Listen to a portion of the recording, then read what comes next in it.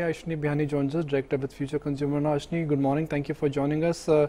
You're a modern retail-centric company. However, the distribution mode is still under-penetrated in India compared to semi-organized store, given the demonetization and GST pickup. Have you seen any kind of a change there? We believe Future Consumer has been born on the modern retail platform. We understand the modern retail customers the best. And we believe that a whole new range of brands need to be created for the modern retail customer. Food is anyways a very underpenetrated market from a branded perspective in this country. We want to be there.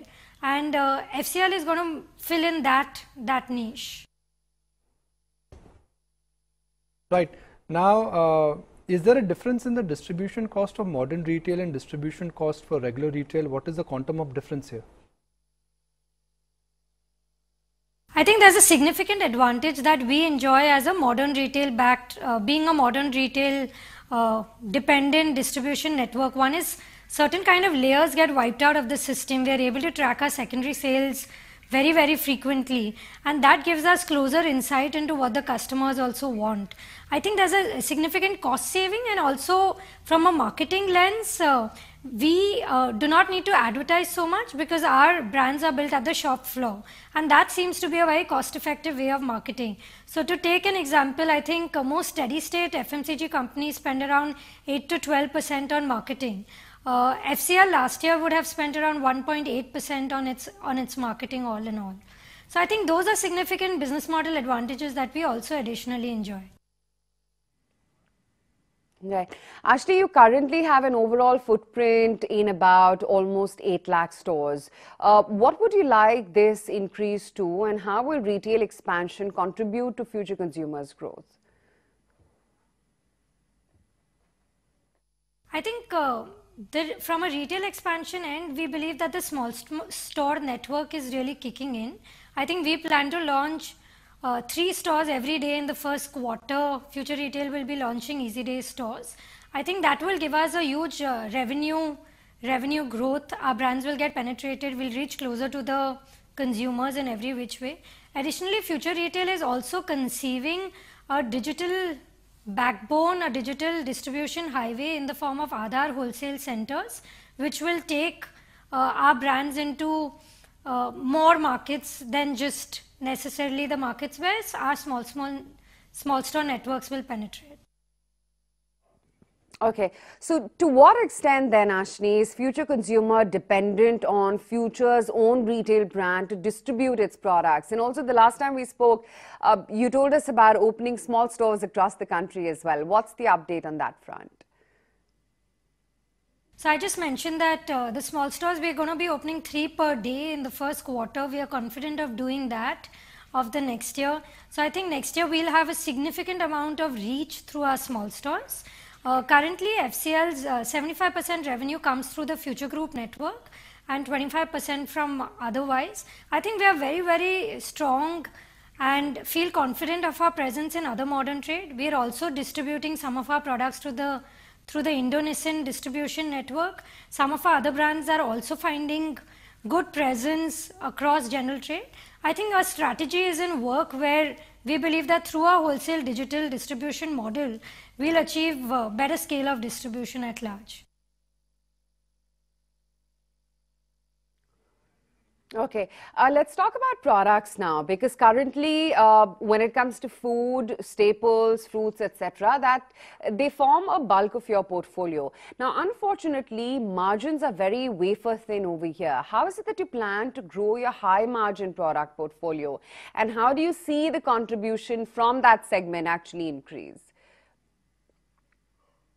I think fundamentally, if you see that the differentiated premiumized offering that Future Consumer has been launched in the past 2 years. These brands will now start taking shape, and you'll see a better penetration and bigger volume growth of these brands. So I think that's one significant way in which you can imagine better margin growth for us. We have identified certain VPIs which we believe will give us a certain leverage as well.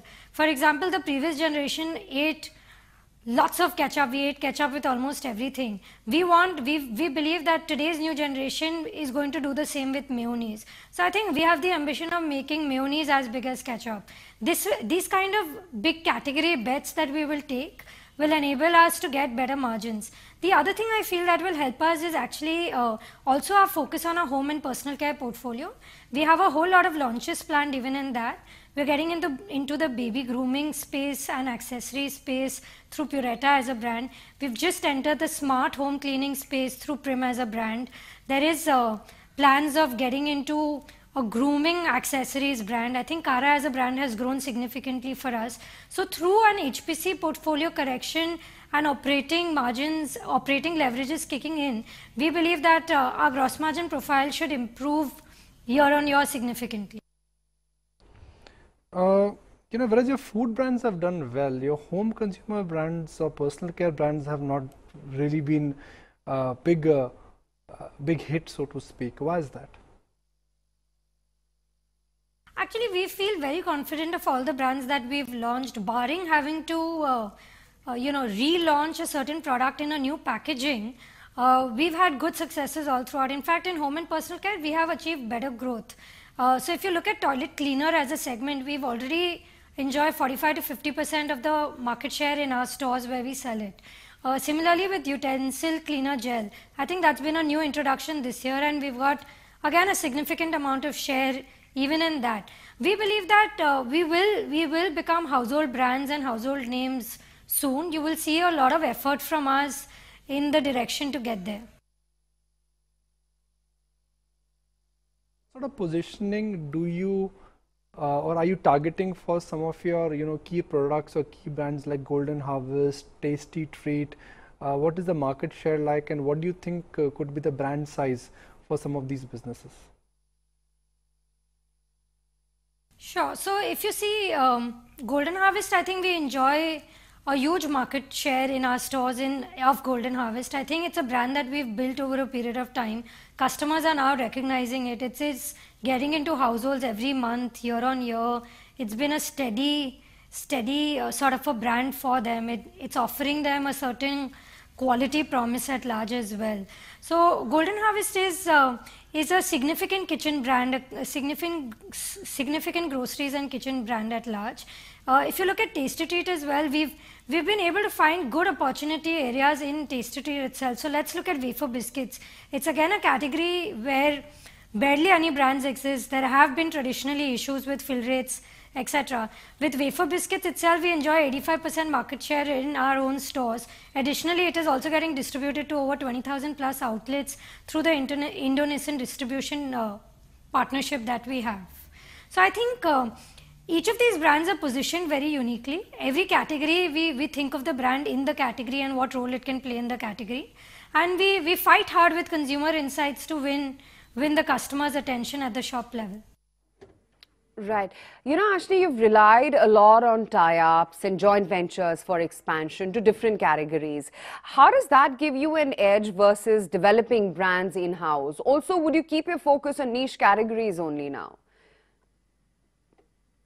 So we are in mainstream categories as well as niche categories. So if you look at Sunkist, that's one of our licensee brand. We believe that in beverages it would be very, very hard to fight, but it would be better if we had the expertise and some mentorship by a leading global brand, which was the reason why we partnered with Sunkist in the case of beverages. Again, in the personal care and home care space, we partnered with the Migros group. Mibel is guiding us. In fact, all our products are formulated in Switzerland. All of them are currently also being manufactured in Switzerland.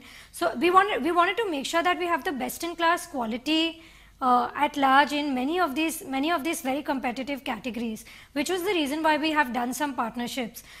Two of our brands have been acquired, Kara and Nilgiris. Both of these, Kara is a very, very unique opportunity of being in the wipe space. I think we've been very successful across various channels, general trade, modern trade, and influencer general trade as well in the pharmacy chains, etc. So I think Kara, we've been able to grow the business from 9 crores the year we had acquired it, and this year we should close at around 40 crores. So I think it's been a significant journey with Kara itself, and similarly with Nilgiris, we believe that there is a lot of traction that this brand has in the southern geography, and now we are making it a millennial friendly brand, and you'll soon see a lot of action from us in the beverages space where Nilgiris is concerned. Okay. So while revenues have been able to grow very smartly, profitability has not quite caught up, Aashni. While you do have a 20,000 crore rupee revenue target, what about margins and profits? What, according to you, would drive that? I think one is the base of our value-added portfolio is going to grow.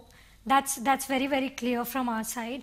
I think we are also getting cognizant about the mix that we will bring in between food and HPC.